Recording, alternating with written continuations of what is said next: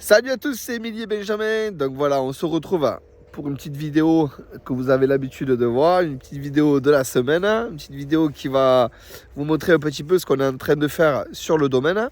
Bon, on a chopé la crève, hein, vous l'entendez bien. Malheureusement, on n'y a pas passé, on n'est pas passé au travers. Donc en ce moment, la semaine dernière, vous avez vu la vidéo de la taille du plantier, comment tailler un plantier, parce que c'est le cas, on est en train de tailler le plantier en ce moment, vous l'avez remarqué. Et moi, j'ai un autre job à faire. Moi, c'est celui de passer la taille rase de précision juste après à la suite du pré-taillage. Donc la taille rase de précision, c'est notre système de taille sur l'exploitation. C'est un système de taille qui est présent sur la totalité de nos parcelles depuis au moins, si je ne me trompe pas, depuis 2009 ou 2010. Donc ça commence à faire quelques années. Donc c'est quelque chose qu'on a généralisé sur les 60 hectares que nous avons. Voilà. Alors pour vous montrer ce système de taille, ça se fait par le biais d'un tracteur. Moi en l'occurrence c'est le Fendt One qui est juste derrière moi. Voilà. Et la taille rase, c'est celle-ci. Voilà. C'est une machine qui est montée à l'avant du tracteur par le biais du relevage avant. Et ce bras multifonction, c'est la marque Pellenc qui l'anime, qui le fait fonctionner, qui le fait monter, descendre, etc. À l'intérieur du tracteur, j'ai un joystick où je règle la hauteur de coupe et j'avance à peu près environ à 2,3, 2,4 km/h. Alors c'est un travail qui est très long, hein, bien sûr, vous imaginez, et qui demande beaucoup d'attention parce que on peut vite faire une bêtise, couper un plan, abîmer un cordon de vigne, etc. Allez, je vous montre l'outil en précision. Voilà, c'est un outil qui enjambe le rang de vigne ici. Ici, il y a les deux disques de coupe verticale. Ensuite, les deux disques de coupe horizontale. Ces disques-là peuvent se rétracter sur le côté gauche ou droite, sont tirés justement pour pouvoir rentrer dans le rang. Voilà, ce que je suis en train de faire là, c'est fait par des câbles ici. Alors c'est tout simple, hein. C'est deux vérins hydrauliques, un vérin ici, là et ici, et qui tirent deux câbles.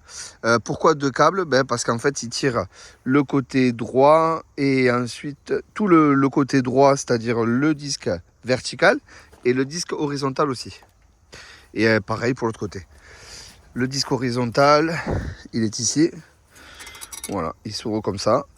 Et ils sont tenus par des vérins à gaz que vous voyez. Et là, vous retrouvez le câble qui tire, qui l'anime, qui me permet de pouvoir rentrer dans le rang et sortir sans abîmer. Alors, regardez l'état du tracteur, hein. Voilà, tout ça, c'est de la sciure. C'est les copeaux de sciure qui se créent quand ça coupe, hein. Voilà. Ce mât Multiviti ici, il va permettre chez Pellenc de recevoir plusieurs choses. Donc là, moi, ici, en l'occurrence, c'est très rapide à démonter, hein. J'ai, moi, la tête TRP. Mais ce mât peut recevoir la rogneuse, la releveuse et la prétailleuse. Donc je crois que c'est 4 outils différents qui peuvent recevoir ce mât. Quand je parle du mât, hein, je parle de ça. C'est vraiment, voilà, hop, juste, tac, cette partie-là. Ah oui, j'ai oublié une chose, c'est que ces disques horizontaux, alors ce qui fait la réactivité de cette machine, qu'on puisse rouler à cette vitesse-là et de manière optimale, c'est grâce à ce fameux parallélogramme. Donc ces disques sont indépendants du mât. Ces disques-là sont montés sur un parallélogramme autonome qui est animé par deux moteurs électriques que vous voyez ici. Voilà, montés sur une crémaillère. Ces deux moteurs électriques, du fait qu'ils soient électriques, ils sont très très réactifs, permettent de pouvoir monter et descendre quand le cordon fluctue de manière très rapide. Bien sûr, tout ça c'est guidé de manière autonome par ce système ici, que vous voyez ici. Là, cette colonne, en fait, c'est des faisceaux lumineux qui sont envoyés. Ici, c'est le lecteur de cordon, le lecteur de pied ici. Voilà, ces deux choses envoient un faisceau lumineux et qui est dirigé, qui est redistribué sur ces capteurs-là. Et quand ces capteurs-là voit les faisceaux lumineux, ça donne la position du cordon. Donc ça permet de monter et descendre, de faire monter et descendre la machine de manière autonome. Donc voilà, comme je vous disais, c'est monté sur le Fendt, le One. Voilà, sur le relevage avant. C'est un montage que j'ai fait moi, parce que cette machine, elle a été montée devant frontal directement sans relevage avant. Ensuite, elle a été montée sur la Bro, sur la 9050. Et là, j'ai décidé de la remettre sur le tracteur directement en 3 points. Allez, je vous montre en cabine la commande. Voilà, ici c'est la commande Multiviti. Donc en fait, nous sur l'exploitation, pour vous expliquer rapidement, pour ceux qui ne le savent pas, on a, comme je disais, plusieurs systèmes de palissage. On a l'ancien palissage comme ça, où il y a le fil téléphone du haut, la vigne est posée sur des cordons. Voilà, c'est un ancien taille guyot qui a été transformé en cordon simple et unilatéral, avec un fil de téléphone, d'autres vignes où il y a aussi encore les releveurs à ce niveau-là, mais ils sont bloqués en fait. Voilà. Et après, je vous montre un autre système de taille et un autre système de palissage surtout. C'est la taille, ça reste toujours de la taille en mécanique. Allez, on va à l'autre parcelle. Allez, donc ça c'est la parcelle qui est juste au-dessus de là où j'étais. Ça s'appelle, la parcelle, c'est le Marcelin Saint-Pierre. Donc vous voyez, voilà, là il n'y a pas de releveur, c'est des cornières au niveau des piquets. Cornière 35-35. Pas de fil releveur, donc du coup, ben, forcément, pas de problème au niveau des scies horizontales, même pas besoin d'ouvrir. La machine se guide par rapport à la forme du cordon, monte-descend de manière autonome. Voilà, regardez un petit peu ce que ça donne. Voilà. Alors moi vous allez me dire c'est un peu haut au niveau de la coupe, c'est chacun après. Hein. Moi sur celle-là, je laisse un petit peu de hauteur au niveau du cordon, de la hauteur du cordon par rapport au dessus, parce que je me rends compte que ça sèche. Et du coup chaque année, alors je relève pas, je reste quasiment tout le temps à la même hauteur. Et ça me va bien comme ça, voilà, mais c'est chacun. Du coup vous imaginez bien qu'à la repasse, donc là pour passer manuellement et faire du propre, vous vous rendez compte qu'au final, il n'y a pas grand chose à couper. Voilà. Alors oui, il va y avoir voilà, tout ce qui va dépasser, qui va descendre. Comme ça par exemple. Mais bon, ridicule. C'est ridicule par rapport à de la taille guyot classique ou cordon de Roya ou d'autres gobelet, enfin d'autres styles de taille. Voilà. Donc là, quelqu'un qui est bien en forme, sur une taille comme celle-là, il est capable de faire quasiment 1 hectare par jour. Voilà.